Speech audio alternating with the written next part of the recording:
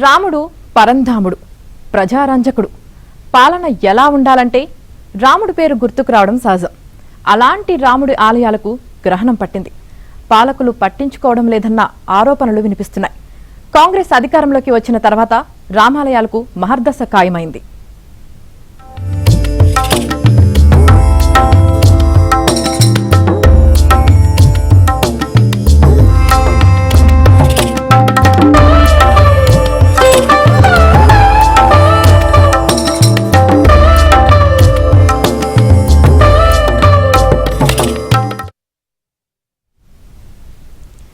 కోరిన వారికి కొంగు బంగారంగా ఉండే సిరసనగండ్ల శ్రీ రామచంద్ర స్వామి వారిని శ్రీరామనవమి ఉత్సవాలకు ముస్తాబు చేస్తున్నారు. ఆలయాన్ని సర్వాంగ సుందరంగా తీర్చిదిద్దుతున్నారు. వేలాది మంది భక్తులు స్వామివారి కళ్యాణోత్సవానికి వచ్చి సీతారాముల ఆశీర్వాదాలు తీసుకోనున్నారు. శతాబ్దాల చరిత్ర ఉన్న ఈ దేవాలయాన్ని అభివృద్ధి చేసుకునేందుకు అనేక అవకాశాలున్నా పాలకుల దృష్టి పడకపోవడంతో కనీస వసతుల లేమితో ఆలయ ప్రాశస్తి మసకబారుతుంది. సీఎం రేవంత్ రెడ్డి సొంత ఇలాకాలో ఉన్న ఆలయ చరిత్ర, అభివృద్ధిపై ఏబిఎన్ స్పాట్లైట్.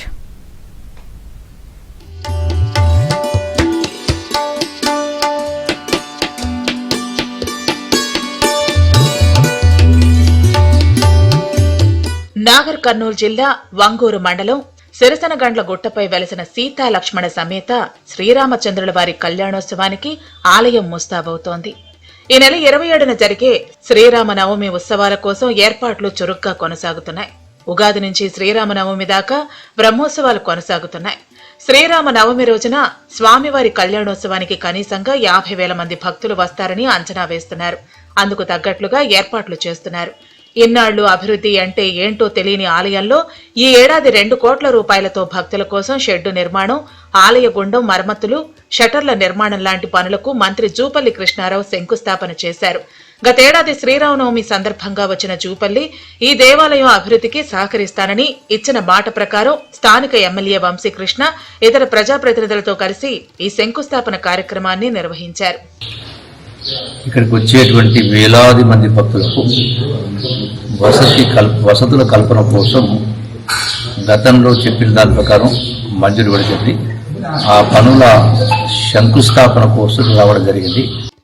ఆలయ సమస్యలు చూస్తే మాత్రం ప్రస్తుతం మంజూరైన 2 కోట్ల రూపాయలు ఏ మూలకు సరిపోవని భక్తులు, ప్రతిపక్ష నేతలు అంటున్నారు.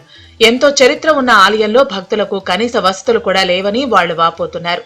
1500 ఎకరాలున్న దేవుడి మాన్యానికే దిక్కు లేకుండా పోతోందని ఆరోపిస్తున్నారు. అపర భద్రాద్రిగా పిలవటమే కాని వసతులు కల్పించడం మాత్రం జరగటం లేదని వాపోతున్నారు. యాదగిరిగుట్ట ఆలయాన్ని తిరిగి కట్టినట్లుగా ఇదే మండలానికి చెందిన సీఎం రేవంత్ రెడ్డి ఈ ఆలయాన్ని కూడా పునర్నిర్మింపజేయాలని డిమాండ్ చేస్తున్నారు. సుమారుగా ఒక 100 కోట్ల రూపాయలు కేటాయించి ఆ యొక్క రామాలయ మందిరాన్ని భవ్యమైనటువంటి మందిరంగా చేయాలని, దానికి ముఖ్యమంత్రి ముందుకు రావాలని, తమ యొక్క పేరు చిరస్థాయిగా జన్మ జన్మలకు గుర్తుండే విధంగా ఆనాడు కేసీఆర్ యాదాద్రి భువనగిరిని ఎట్లయితే అభివృద్ధి చేసిండో ఈ ప్రాంతంలో జన్మించిన మీరు సిరిసంగండ్లను కూడా ఆ స్థాయిలో అభివృద్ధి చేయాల్సిన బాధ్యత మీ పైన ఉంది. సిరిసనగండ్ల ఆలయానికి అనేక విశిష్టతలున్నాయి. ఇక్కడి ఆచార వ్యవహారాలు కూడా చాలా ప్రత్యేకం. ఇక్కడి రాముల వారిని రాజారాముడిగా అభివర్ణిస్తారు. ఎక్కడా లేని విధంగా స్వామివారు మీసాలతో ఓ క్షత్రియుడుగా భక్తులకు దర్శనమిస్తారు. ఇక సీతామాత పక్కకున్న రాముల వారిని ఓరచూపుతో చూస్తున్న విధంగా కూర్చుని ఉంటుంది. ఇక లక్ష్మణుడు ఒకానొక సమయంలో నిగ్రహం కోల్పోయి ఇక్కడ వెలిసిన పోచమ్మ వారి ముక్కును కోసినట్లు ఇక్కడి ప్రజలు అనుకుంటూ ఉంటారు. ఇక మూల విగ్రహాలకు తోడుగా అన్ని చోట్ల కనిపించే హనుమంతుడు ఇక్కడ మాత్రం కనిపించడు.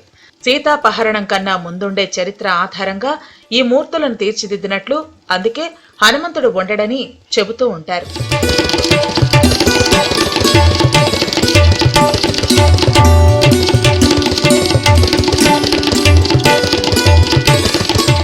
ఈ ఆలయంలో మార్చి, ఏప్రిల్ మాసాల్లో పెద్ద ఎత్తున జాతర కొనసాగుతుంది. శ్రీరామనవమి సందర్భంగా సీతారాముల వారి కళ్యాణం అత్యంత ఘనంగా కొనసాగుతుంది. అందులోనూ ఏ ఆలయంలో లేని విధంగా అష్టమి, నవమి తిథులు 2 రోజులు కళ్యాణం చేయటం ఇక్కడి ఆనవాయితీ. ఈ ఆలయాన్ని 14వ శతాబ్దంలో నిర్మించినట్లు అక్కడి శిలాశాసనాల వల్ల తెలుస్తుంది. అప్పుడు ఈ ప్రాంతం భీకర అరణ్యంగా ఉండేదని, గుట్టపై దత్తాత్రేయ ఆశ్రమం, పోచమ్మ గుడి ఉండేవని స్థానికుల కథనం. సిరసన్నగండ్ల గ్రామానికి చెందిన రామయాజ్బీకి శ్రీరాముడు కలలో కనిపించాడట. ఖమ్మం జిల్లా పాల్వంచ దగ్గరలోని కాకర్లపాడు అనే గ్రామ సమీపంలోని కాకరతీగ మొదళ్లలో తమ విగ్రహాలున్నాయని, వాటిని సిరసనగండ్లకు తీసుకువచ్చి ప్రతిష్టాపన చేయాల్సిందిగా ఆజ్ఞాపించాడు. దాంతో తనకు కలలో రామచంద్రుల వారు చెప్పిన విషయాన్ని గ్రామస్తులకు వివరించగా వారెవ్వరూ నమ్మలేదు. కాని రామయాజ్వి ఎవరెవరికి చెప్పారో వారికి కూడా శ్రీరామచంద్రుల వారు కలలో వచ్చి అదే విషయాన్ని చెప్పటంతో గ్రామం నుంచి ఎద్దుల బళ్లు, మేళతాళాలతో తమకు కలలో చెప్పిన ప్రదేశానికి వెళ్లి చూశారు. కాకర మొదళ్లలో తవ్వగా ఓ పెద్ద బావి బయలుపడింది. అందులోనే లక్ష్మణ సీతా సమేత శ్రీరామచంద్రుల వారి విగ్రహాలు బయటపడ్డాయి. కాగా వాటిని తిరిగి సిరసనగండ్లకు తీసుకువస్తున్న క్రమంలో అది వరకే అక్కడ పూజలు అందుకుంటున్న పోచమ్మ అడ్డు తగిలింది. సదరు విగ్రహాలకు ఇక్కడ ఎట్టి పరిస్థితుల్లోనూ ప్రతిష్టాపన చేయవద్దని వారించింది. దాంతో కోపోద్రిక్తుడైన లక్ష్మణుడు పోచమ్మ వారి ముక్కును కోసేశాడని, అప్పటి నుంచే ఇక్కడి పోచమ్మ వారిని ముక్కిడి పోచమ్మగా పిలుస్తారని చెబుతారు. కాగా ఈ విషయంలో రాముల వారు కల్పించుకుని పోచమ్మ వారిని సముదాయించి మొదటి పూజలు మీరే అందుకుంటారని, ఈ ప్రాంతం తనకు చాలా ఆహ్లాదకరంగా ఉందన్న ఉద్దేశంతోనే ఇక్కడ ఆసీనులు కావాలనుకుంటున్నానని వెల్లడించారట. దాంతో శాంతించిన పోచమ్మవారు ప్రతిష్టాపనకు సుముఖం వ్యక్తం చేశారని, అప్పుడు ఈ దేవాలయం నిర్మితమైందని అంటారు. నేను ఇక్కడ ఈ ప్రదేశం నాకు బాగా నచ్చింది, నేను ఇక్కడ ఉంటానంటే ఇంతకీ ఆ పోచమ్మ వారు వినలేదు. వినకపోయేసరికి లక్ష్మణుడికి చాలా కోపం వచ్చి తన బాణంతో అమ్మవారి యొక్క ముక్కును కోస్తాడు. ఆ ముక్కును కోసినందు ద్వారా ఇక్కడ ఉన్నటువంటి పోచమ్మ వారికి ముక్కిడి పోచమ్మగా ఇక్కడ విరాజిల్లుతూ ఉంటుంది. అప్పుడు ఆ రాముల వారు లక్ష్మణుల వారిని, పోచమ్మ వారిని శాంతపరిచి, అమ్మ నీ పూజ అయిన తర్వాతనే నా పూజ, నీకు దర్శనమైన తర్వాతనే నా దర్శనం అని చెప్పి అమ్మవారికి అభయం ఇచ్చినందుకు గాను ఇక్కడ స్వామివారు అభయరాముడిగా స్వామివారు విరాజిల్లుతూ ఉన్నారు. సిరసనగండ్ల ఆలయంపై మరో కథనం కూడా ప్రచారంలో ఉంది. భద్రాచలంలో ప్రతిష్ఠించాల్సిన విగ్రహాలు పాల్వంచ సమీపంలోని రావిచేడు గ్రామంలో ఒక పురోహితుడి ఇంటి పెరటిలో ఉండిపోయాయట.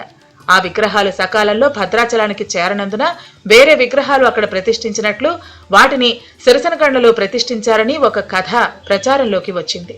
అక్కడ దత్తాత్రేయ ఆశ్రమం ఉండేదన్నది మూడో కథ. సీతాదేవిని అన్వేషిస్తూ వచ్చిన రామలక్ష్మణులు అక్కడి దత్తాత్రేయుడి కోరిక మేరకు సిరసనగండ్లలో వెలిశారని చెబుతారు. ఇక్కడ సీతారామ కళ్యాణాన్ని అద్భుతంగా నిర్వహిస్తున్నారు.